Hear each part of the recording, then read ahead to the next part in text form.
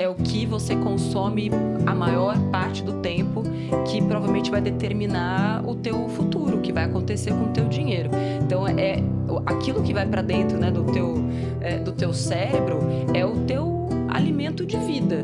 Então, cuidado com aquilo que você absorve, porque provavelmente você vai ser um reflexo do que você está consumindo de conteúdo. Então, me diga o que tem no teu feed e te direi quem és e quem serás. Você tá uma frase? Não, é que tem aquele ponto, né, de que nós somos a média das 5 pessoas com quem a gente mais anda. Sim. Só que depois da pandemia a gente mais segue gente do que anda com gente. Sim. Então a gente é a média das pessoas que a gente segue e fica no feed o tempo inteiro.